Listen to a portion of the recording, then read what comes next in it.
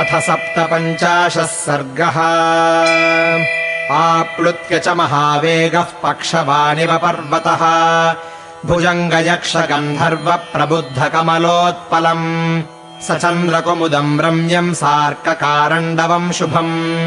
तिष्यश्रवणकादम्बमभ्रशैलवशाद्वलम् पुनर्वसुमहामीनम् लोहिताङ्गमहाग्रहम् ऐरावतमहाद्वीपम् स्वातीहंसविलासितम् वातसङ्घातजालोर्मिचन्द्रांशुशिशिराम्बुमत् हनूमानपरिश्रान्तः पुप्लुवे गगनार्णवम् ग्रसमान इवाकाशम् ताराधिपमिवोल्लिखन् हरन्निवसनक्षत्रम् गगनम् सार्कमण्डलम् अपारमपरिश्रान्तश्चाम्बुधिम् समगाहत हनूमान्मेघजालानि विकर्षन्निव गच्छति पाण्डुरारुणवर्णानि नीलमाञ्जिष्ठकानि च हरितारुणवर्णानि महाभ्राणि च काशिरे प्रविशन्नभ्रजालानि निष्क्रमंश्च पुनः पुनः प्रच्छन्नश्च प्रकाशश्च चन्द्रमा इव दृश्यते विविधाभ्रघनापन्नगोचरो धवलाम्बरः दृश्यादृश्यतनुर्वीरस्तथा चन्द्रायतेऽम्बरे तार्क्ष्यायमाणो गगने सबभौ वायुनन्दनः दारयन्मेघवृन्दानि निष्पतंश्च पुनः पुनः नदन्नादेन महता मेघस्वनमहास्वनः प्रवरान् राक्षसान् हत्वा नाम विश्राव्य चात्मनः आकुलाम् नगरीम् कृत्वा व्यथयित्वा च रावणम् अर्दयित्वा महावीरान् वैदेहीमभिवाद्य च आजगाम महातेजाः पुनर्मध्येन सागरम् पर्वतेन्द्रम् सुनाभम् च समुपस्पृश्य वीर्यवान् ज्यामुक्त इव नाराचो महावेगोऽभ्युपागमत् स किञ्चिदारात् सम्प्राप्तः समालोक्य महागिरिम् महेन्द्रम् मेघसङ्काशम् ननाद स महाकपिः स पूरयामास कपिर्दिशो दशसमन्ततः नदन्नादेन महता मेघस्वनमहास्वनः सतम् देशमनुप्राप्तः सुहृद्दर्शनलालसः ननादसु महानादम् लाङ्गूलम् चाप्यकम्पयत् तस्य नानद्यमानस्य सुपर्णाचरिते पथि फलतीवास्य घोषेण गगनम् सार्कमण्डलम् ये तु तत्रोत्तरे कूले समुद्रस्य महाबलाः पूर्वम् संविष्ठिताः शूरा वायुपुत्रदिदृक्षवः महतो वायुनुन्नस्य तोयदस्येव निस्वनम् शुश्रुवुस्ते तदाघोषमूरुवेगम् हनूमतः ते दीनमनसः सर्वे शुश्रुवः काननौकसः वानरेन्द्रस्य निर्घोषम् पर्जन्यनिनदोपमम् निशम्य नदतो नादम् वानरास्ते समन्ततः बभूवुरुत्सुकाः सर्वे सुहृद्दर्शनकाङ्क्षिणः जाम्बवान् स हरिश्रेष्ठः प्रीतिसंहृष्टमानसः उपामन्त्र्य हरीन् सर्वानिदम् वचनमब्रवीत् सर्वथा कृतकार्योऽसौ हनूमान्नात्र संशयः न ह्यस्याकृतकार्यस्य नाद एवम् विधो भवेत् तस्य बाहूरुवेगम् च निनादम् च महात्मनः निशम्य हरयो हृष्टाः समुत्पेतुर्यतस्ततः तेन गाग्रान्नगाग्राणि शिखराच्छिखराणि च प्रहृष्टाः समपद्यन्त हनूमन्तम् दिदृक्षवः ते प्रीताः पादपाग्रेषु गृह्य शाखामवस्थिताः वासांसि च प्रकाशानि समाविध्यन्त वानराः गिरिगह्वरसंलीनो यथा गर्जति मारुतः एवम् जगर्ज बलवान् हनूमान् मारुतात्मजः तमभ्रघनसङ्काशमापतन्तम् महाकपिम्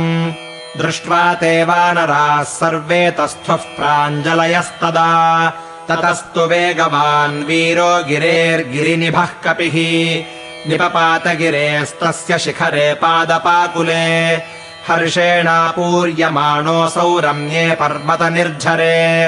छिन्नपक्ष इवाकाशात् पपातधरणीधरः ततस्ते प्रीतमनसः सर्वे वानरपुङ्गवाः हनूमन्तम् महात्मानम् परिवार्योपतस्थिरे परिवार्य च ते सर्वे पराम् प्रीतिमुपागताः प्रहृष्टवदनाः सर्वे तमागतमुपागमन् उपायनानि चादाय मूलानि च फलानि च प्रत्यर्चयन् हरिश्रेष्ठम् हरयो मारुतात्मजम् विनेदुर्मुदिताः केचित् किल किलाम् तथा हृष्टाः पादपशाखाश्च आनिन्युर्वानरर्षभाः हनूमांस्तु गुरून् वृद्धान् जाम्बवत्प्रमुखांस्तदा कुमारमङ्गदम् चैव सोमम् दतमहाकपिः सताभ्याम् पूजितः पूज्यः कपिभिश्च प्रसादितः दृष्टा देवीति विक्रान्तः सङ्क्षेपेण न्यवेदयत् निशसाद च हस्तेन गृहीत्वा वालिनः सुतम् रमणीये वनोद्देशे महेन्द्रस्य गिरेस्तदा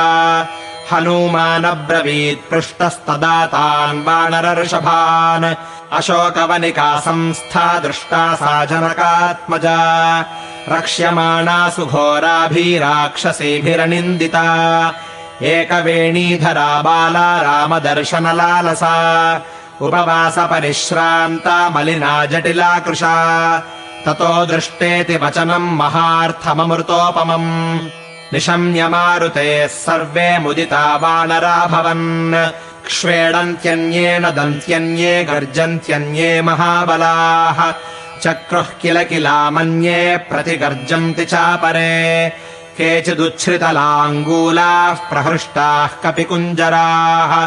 आयताञ्चितदीर्घाणि लाङ्गूलानि प्रविव्यधुः अपरे तु हनूमन्तम् श्रीमन्तम् वानरोत्तमम् आप्लुत्य गिरिशृङ्गेषु संस्पृशन्ति स्म हर्षिताः उक्तवाक्यम् हनूमन्तमङ्गदस्तु तदाब्रवीत् सर्वेषाम् हरिवीराणाम् मध्ये वाचमनुत्तमाम् सत्त्वे वीर्येण ते कश्चित् समो वानर विद्यते यदवप्लुत्य विस्तीर्णम् सागरम् पुनरागतः जीवितस्य प्रदातानस्त्वमेको वानरोत्तमा त्वत्प्रसादात् समेष्यामः सिद्धार्था राघवेणः अहो स्वामिनि ते भक्तिरहो वीर्यमहो धृतिः दिष्ट्या दृष्टा त्वया देवी रामपत्नी यशस्विनी दिष्ट्या त्यक्ष्यति काकुत्स्थः शोकम् सीतावियोगजम् ततोऽङ्गदम् हनूमन्तम् जाम्बवन्तम् च वानराः परिवार्य प्रमुदिता भेजिरे विपुलाः शिलाः उपविष्टा गिरेस्तस्य शिलासु विपुलासु ते श्रोतुकामाः समुद्रस्य लङ्घनम् वानरोत्तमाः दर्शनम् चापि लङ्कायाः सीताया रावणस्य च तस्थुः प्राञ्जलयः सर्वे हनूमद्वदनोन्मुखाः तस्थौ तत्राङ्गदः श्रीमान् वानरैर्बहुभिर्वृतः उपास्यमानो विबुधैर्दिवि देवपतिर्यथा हनूमता कीर्तिमता यशस्विना तथाङ्गदेनाङ्गदनद्धबाहुना मुदा तदाध्यासितमुन्नतम् महन्महीधराग्रम् ज्वलितम् श्रियाभवत् इत्यार्षे श्रीमद् रामायणे वाल्मीकीये आदिकाव्ये सुन्दरकाण्डे 57 सर्गः।